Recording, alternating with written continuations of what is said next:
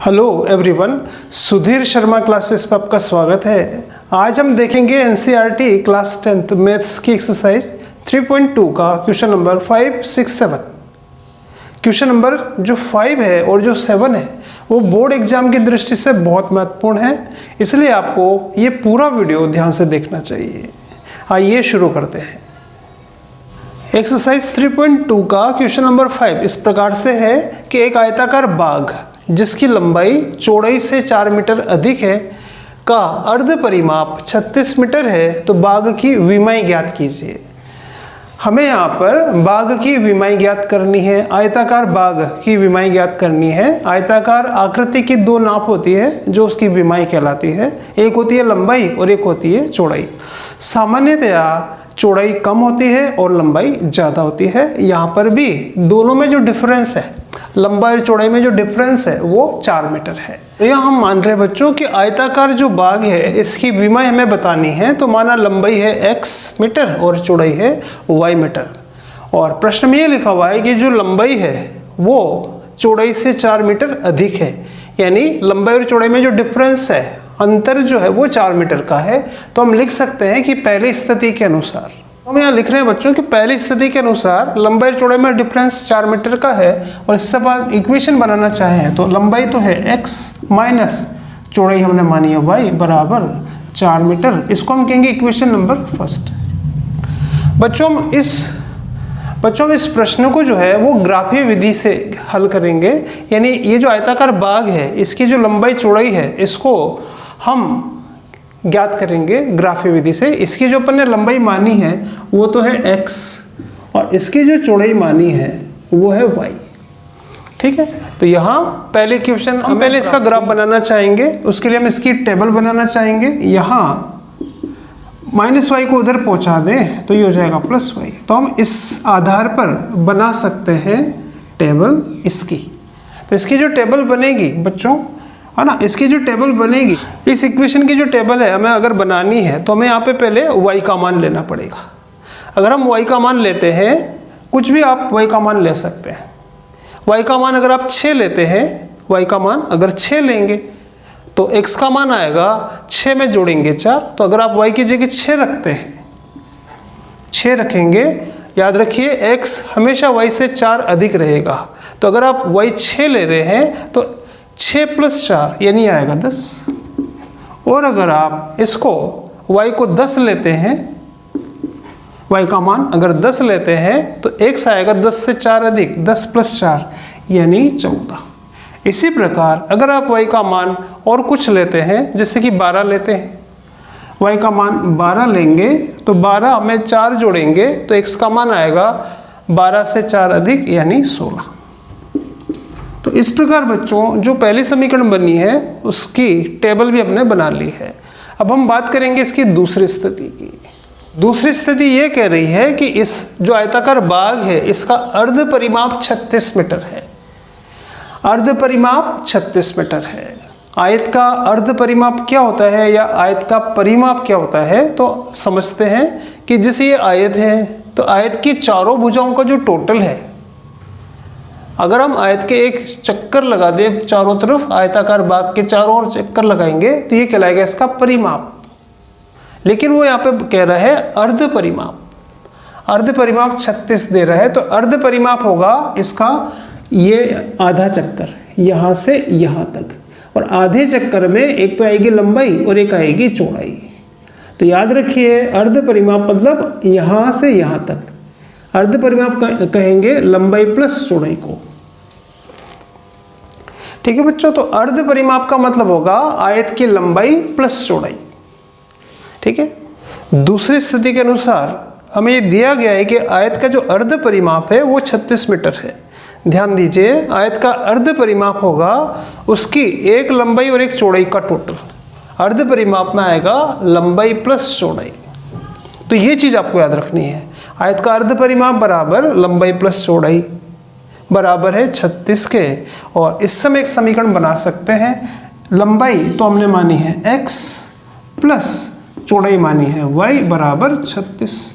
इसको हम कहेंगे इसकी इक्वेशन नंबर 2 और इसकी भी हम टेबल बना सकते हैं। तो सेकंड टेबल बनाने के लिए हमें ये समीकरण देखना पड़ेगा कि x प्लस वाई बराबर 36। आपको x और y का मान इस प्रकार से लेना है कि उनका टोटल 36 रहे।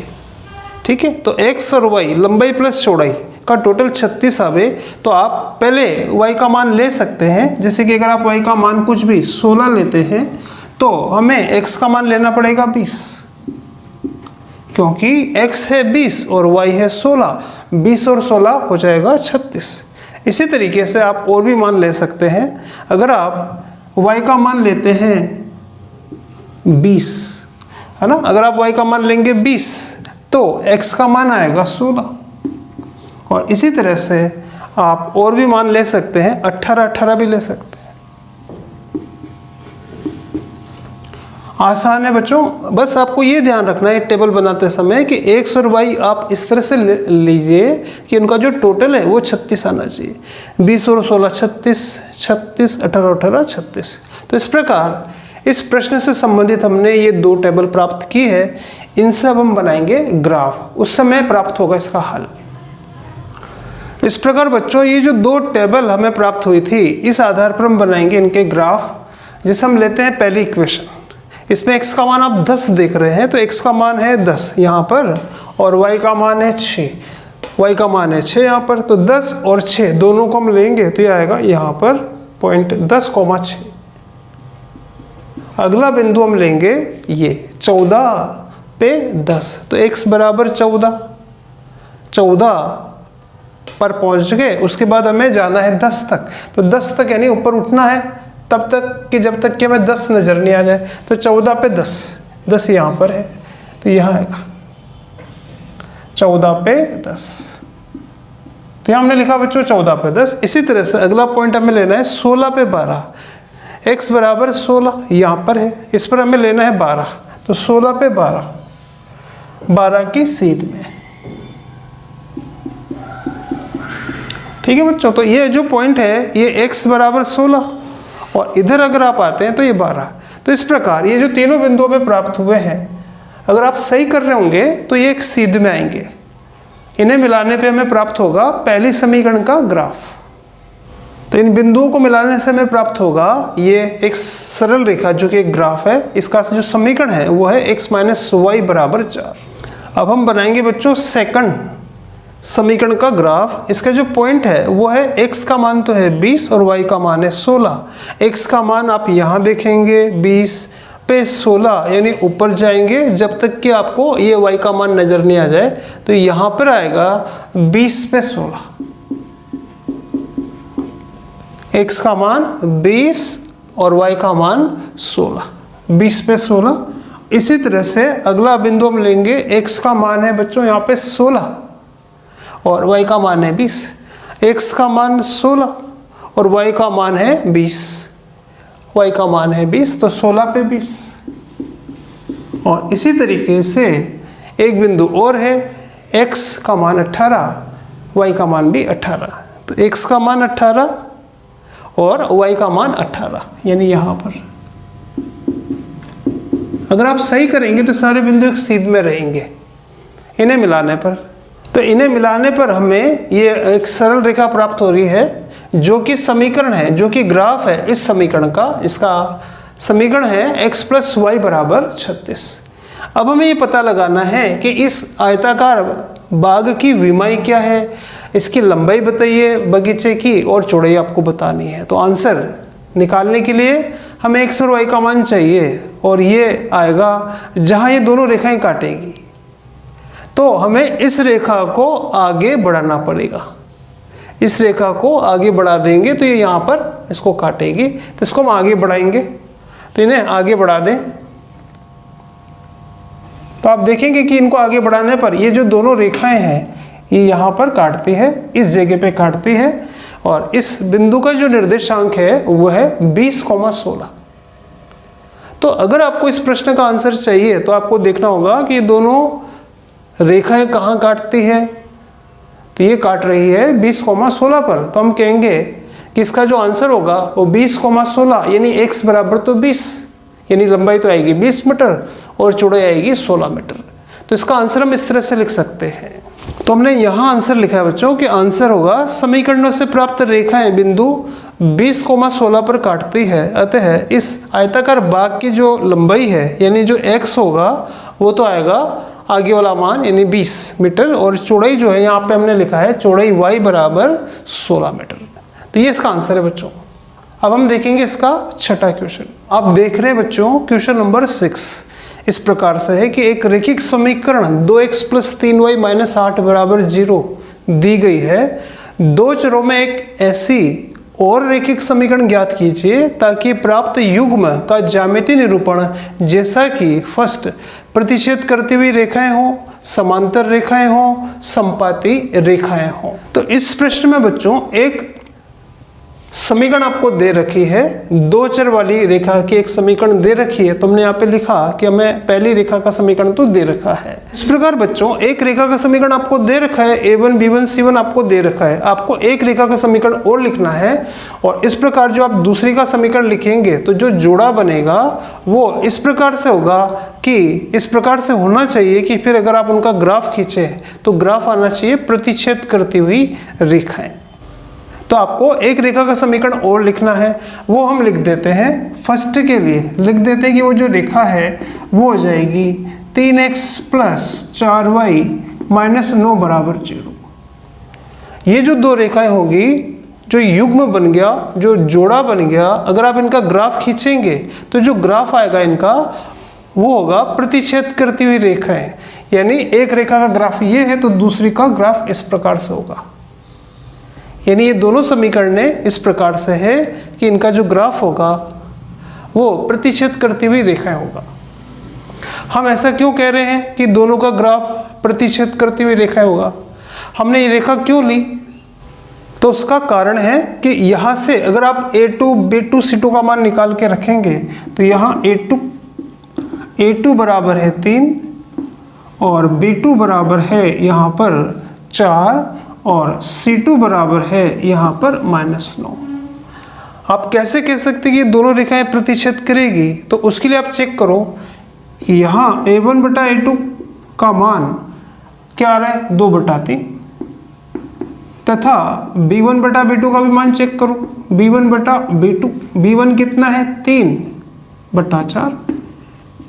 तो क्या a1/a2 और b1/b2 बराबर है? तो यहाँ हम देख रहे हैं कि इसका मान अलग है, इसका मान अलग है। तो यहाँ हम देख रहे हैं कि a1/a2 बराबर नहीं है b1/b2 के। तो हमने ये उदाहरण इस प्रकार से लिया कि ये कंडीशन इसको सेटिस्फाई करे। a1/a2 की वैल्यू b1/b2 की वैल्यू के बराबर नहीं होना चाहिए, नहीं है। अतः हम कह सकते हैं कि इसके संगत ये जो रेखा होगी ये इस प्रकार से होगी कि दोनों का जो ग्राफ होगा वो होगी प्रतिच्छेद करती हुई रेखाएं। आप ऐसे और भी कई सारे उदाहरण ले सकते हैं, ऐसे कई उदाहरण हो सकते हैं, इसके कई आंसर हो सकते हैं। जैसे कि हमने लिया ना 3x + 4y - 9 बराबर 0, ऐसी और भी कई सारी इक्वेशन हो सकती है। बस आपको ये कंडीशन सेटिस्फाई करना है कि a1/a2 और b1/b2 का मान बराबर नहीं होना चाहिए।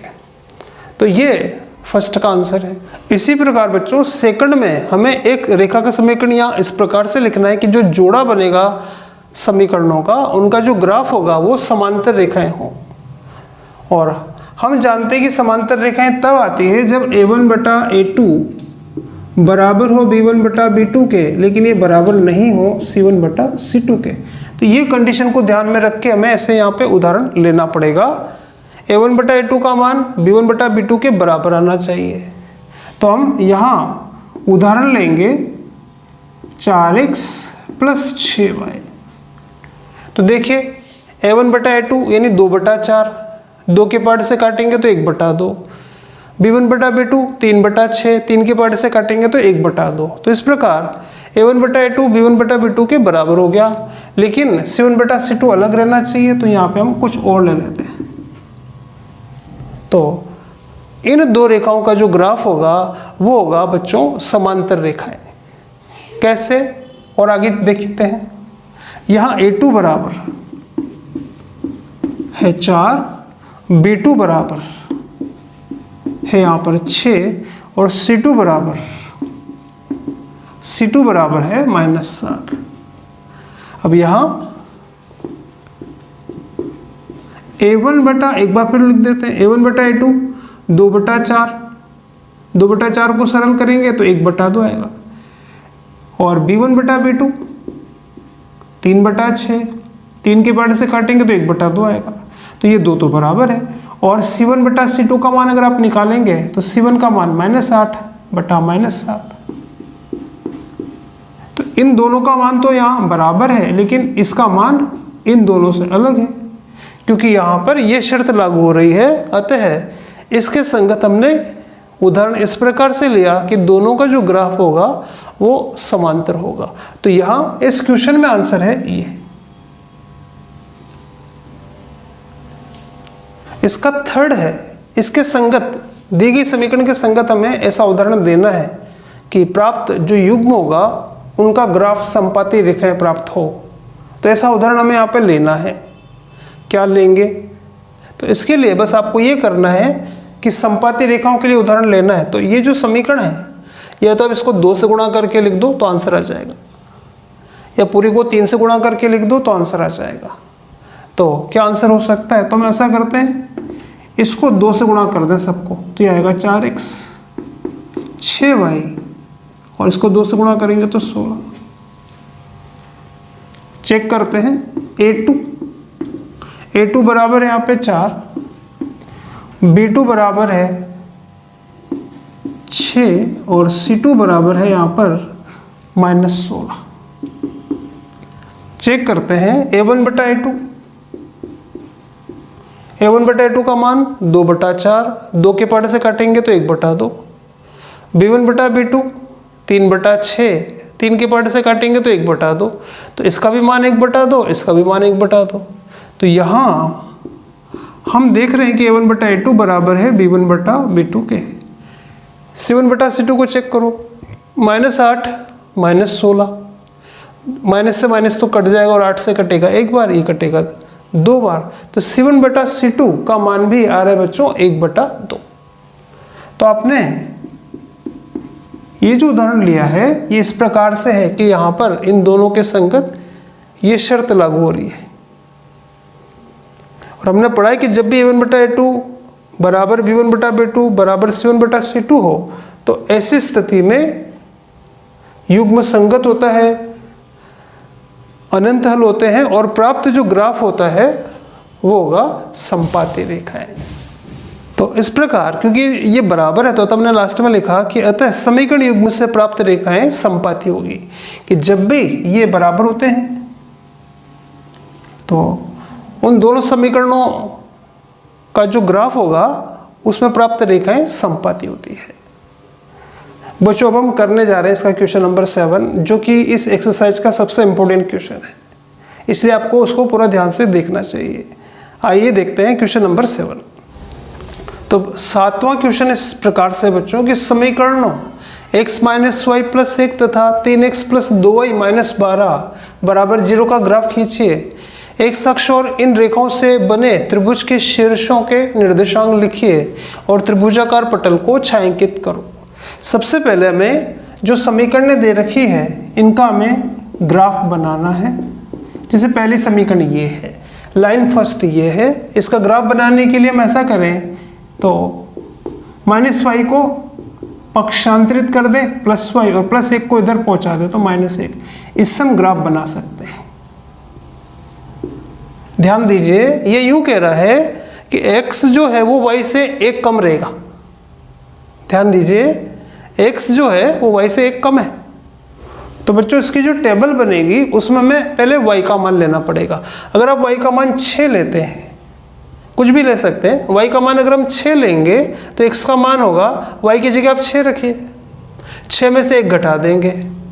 अगर आप y की जगह 6 रखेंगे तो y का मान तो हमने ले लिया। अब x का मान क्या होगा कि 6 में से 1 घटा दो तो 5। इसी तरह से अगर आप y का मान 3 ले लें, y की जगह तो हमने रख दिया 3, x का मान क्या होगा कि 3 में से 1 घटा दो तो 2 है। और इसी तरह से एक y का मान अगर अपन 0 कर दें, y को 0 कर दें तो y खत्म हो जाएगा, तो x बचेगा, इधर -1 बचेगा, तो y अगर 0 होगा तो x बराबर आएगा -a। तो ये तो बना बच्चों पहली समीकरण का टेबल। अब हम लेंगे इसकी सेकंड, तथा सेकंड जो समीकरण है वो है 3x + 2y - 12 बराबर 0। इसकी टेबल बनाने के लिए हम ऐसा करें कि -12 का उधर पक्षांतरण कर दें तो उधर आके +12, इससे हम इसकी टेबल बना सकते हैं। तो हम बच्चों इस समीकरण के इस रूप से टेबल बना सकते हैं। आप यहाँ देख रहे हैं कि बराबर के इधर 12 है और 3 का भाग भी 12 में जाता है और 2 का भाग भी 12 में जाता है। तो इसके लिए हम ऐसा करें यहाँ पर कि y का मान कर दें 0, y का मान 0 कर दें। अगर आप y की जगह 0 रखेंगे तो 0 गुणा होगा 2 से, यानी ये पूरा खत्म हो जाएगा। तो y का मान हमने 0, यानी y खत्म हो गया। तो क्या बचा इधर 3x और इधर बचा 12। 3x बराबर 12, 3x बराबर 12, y तो खत्म हो गया। 3x बराबर 12, ये 3 से कटेगा एक बार और ये 3 से कटेगा 4 बार, तो x का मान आएगा 4। 3x बराबर 12, तो x का मान निकालने के लिए 3 का भाग देंगे 12 में, 4 बार जाता है। अब और मान निकालें।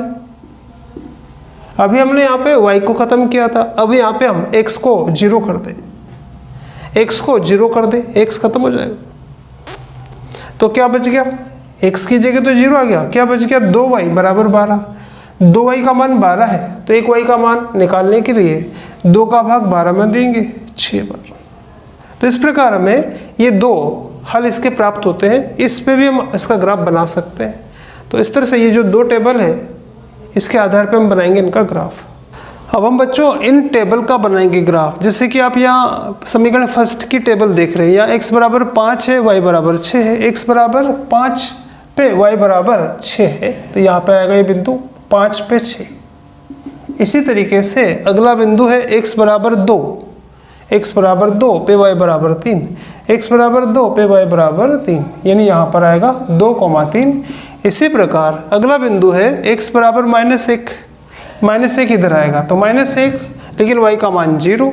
जिस बिंदु में y का मान 0 हो, जैसे कि यहाँ पर है, तो ऐसा बिंदु आएगा x अक्ष पर, तो -1,0 यहाँ पर आएगा। x का मान -1 है और y का मान 0 है, तो ये तीनों बिंदुओं को हम आपस में मिला देंगे। तो इस प्रकार हमें इस समीकरण का ग्राफ होगा, इस तरह से प्राप्त होगा बच्चों। अब हम लेंगे इसकी सेकंड समीकरण, इसका ग्राफ इस टेबल से बनाएंगे। यहाँ x का मान तो 4 है, y का मान 0 है। x का मान 4 है यहाँ पे और y का मान 0 है, यानी यहाँ पर आएगा, क्योंकि y का मान 0 तो x अक्ष पर आएगा। इसी तरह से x का मान 0, y का मान 6, तो अगला पॉइंट यहाँ पे आएगा 0,6। इन दोनों बिंदुओं को आपस में मिला देंगे। इस प्रकार बच्चों इन दोनों बिंदुओं को मिलाने पर एक सरल रेखा प्राप्त हुई, जो कि इस समीकरण का ग्राफ है। इस प्रकार x अक्ष और इन रेखाओं से बने त्रिभुज को हमने छायांकित किया है और इसका नाम हमने दिया है ABD। और a का निर्देशांक है -1,0, b का निर्देशांक है 2,3 और d का निर्देशांक है बच्चों 4,0। तो आंसर इस तरह से लिख सकते हैं। तो इस प्रकार दोनों समीकरणों से प्राप्त रेखाएं और x अक्ष से घिरा हुआ जो त्रिभुज है वो है ABD। इसको हमने छायांकित किया है जैसे कि वो प्रश्न में कह रहा है, और वो कह रहा है कि बताइए इस त्रिभुज ABD के शीर्ष के निर्देशांक क्या होंगे।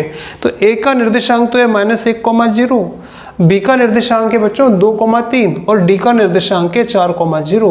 ऐसा हमने यहाँ पे आंसर लिखा है कि x अक्ष तथा दी गई रेखाओं से प्राप्त त्रिभुज ABD को छायांकित किया गया है और त्रिभुज ABD के शीर्ष A -1,0, B 2,3 और D 4,0 है। बोर्ड परीक्षा की दृष्टि से बच्चों ये जो क्वेश्चन नंबर 7 है एक इम्पोर्टेंट प्रश्न है, आपको करके देखना चाहिए। और ये जो चित्र वगैरह है ये आपको ग्राफ में ही बनाना चाहिए। और फिर भी अगर आपको प्रॉब्लम रहती है तो आप कमेंट करके बताइए। चैनल को सब्सक्राइब भी करें। वीडियो अगर अच्छा लगा है तो उसको लाइक करें और अपने दोस्तों में शेयर करें। धन्यवाद।